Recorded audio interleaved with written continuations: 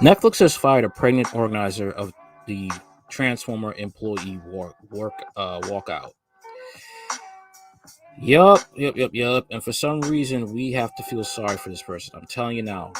I got this hunch they will probably take a spin on this and try to make us feel sympathy for her. Why should we? She was pregnant. You needed a job, but you decided to go on the woke train. You know what they say? Go woke, you will definitely go broke.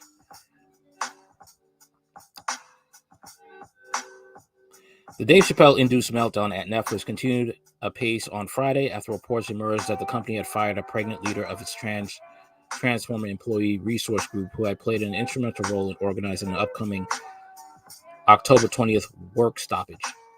Although Netflix did not immediately respond to a request for comment, the company confirmed to The Verge that the employee in question, who declined to be formally identified over the fears about outline harassment, had been terminated on suspicion of leaking metrics to the press related to Chappelle's controversial comedy special, The Closure. We have let go of an employee for sharing confidential, commercial, and sensitive information outside the company. She wasn't supposed to do that, Netflix said in its statement.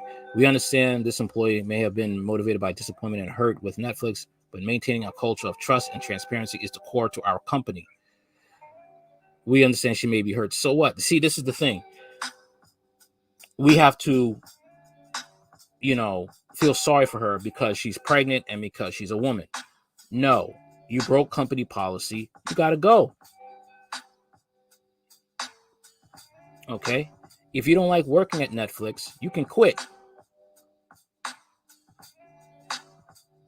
Among the leaked materials which ended up in a Wednesday Bloomberg report was disclosure that Netflix had paid Chappelle $24.1 million for the closure, slightly more than the $23.6 million it paid him for his previous special, 2019's Sticks and Stones. The payout, massive even by Netflix standards, comes despite the fact, according to internal data also shared with Bloomberg, Netflix had concluded that Sticks and Stones had achieved an impact value of $19.4 million, meaning it cost more than the value it generated.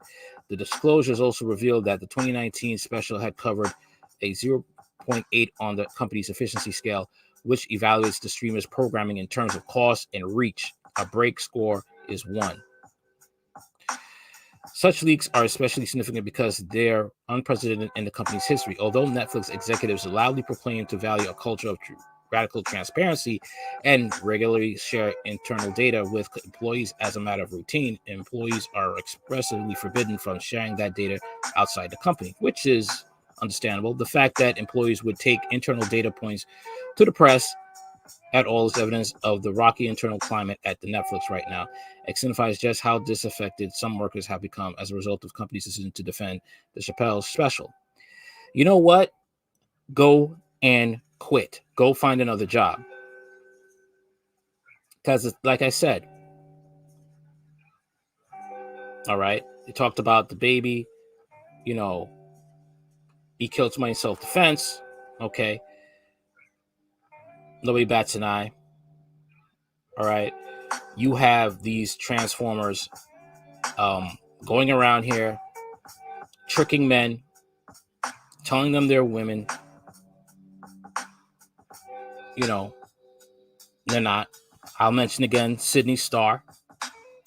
Sydney Starr admitted on the reality show Baddies that she would go around and trick men. You don't see cancel culture coming for Sydney Starr. You don't see the Alphabet Mafia coming for Sydney Starr. But make a joke about them, talk about some facts about them, all of a sudden they want to cancel you. They want to try and bully you. And when they don't get their way, they will try to crash a meeting.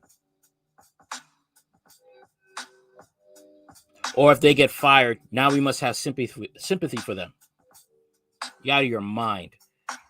In The Closure, Chappelle rails against cancel culture and openly degenerates the Transformer community, expressing skepticism about the existence of gender identities and characterizing the struggles for justice faced by the Black and and transformer communities as being fundamentally at odds with each other, as if no overlap between the two groups exists.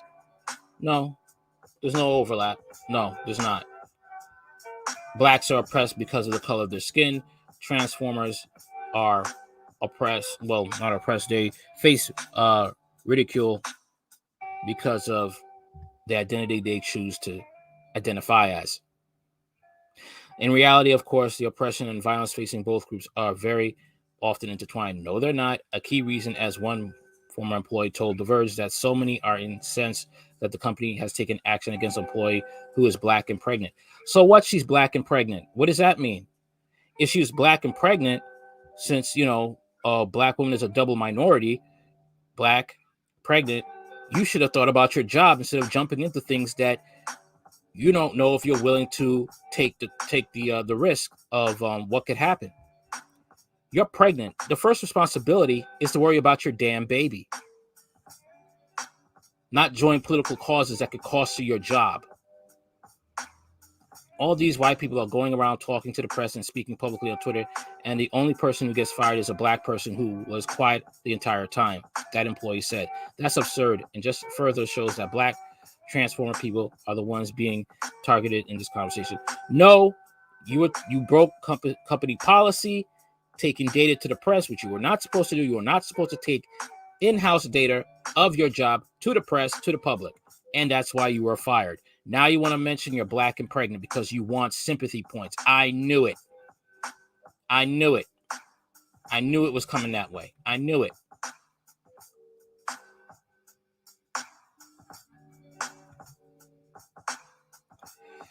In a separate incident, another Netflix employee, Tara Field, a senior software engineer who identifies as Strange and Transformer, was sanctioned along with two other workers after a company accused him of spying on a meeting with executives that had not been authorized to attend. Field later wrote a Twitter that she had been reinstated at her post and published a written statement from the company confirming that there had been no ill intent found in her decision to attend the briefing. As outrage over Chappelle's comments in the special and swirled internally and online this week, Netflix CEO Ted Sarandos opted to dismiss the concerns of Transformer allies and employees in a memo, arguing that while some employees disagree, we have a strong belief that the content on screen doesn't directly translate to real-world harm. It doesn't. He never said go off and harm Transformers. He never did. But see, they don't want to be talked about, because there are things that they are doing that are wrong. Am I saying all Transformers are doing it? But you got Transformers that are going around in California spas and, with all their parts and going into female pool areas, being nude, and still got everything there, if you know what I mean. And when they get called out on it, what does the Alphabet Mafia do? Do they call that person out who is exposing themselves to children and women? No. They side with the perpetrator. But talk about some issues that you want to talk about them that are, most of America is getting sick of, and now they want to complain. Now they want to resort to breaking company rules, and now when they lose their jobs, they're crying. Overgrown babies.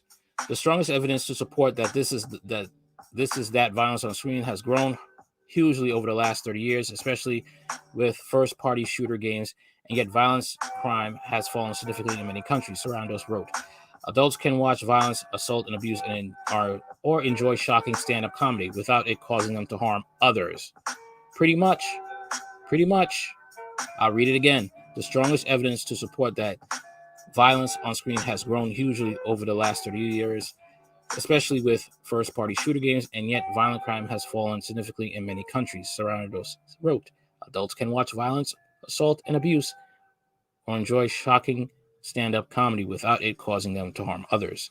At this point, Netflix's response to the controversy has been a case study in how not to make a scandal go away. Instead of thoughtfully taking in the outrage the special has generated and quietly dealing with the employees' dissatisfaction internally, the company's leadership has repeatedly dismissed the workers' concerns, fired black and transformer employees, and made bizarre claims that derogatory comments about There was no derogatory comments about the alphabet mafia. Don't translate into real world harms. No, it doesn't. No, it doesn't. Let's talk about the fact that these transformers want to go around and try to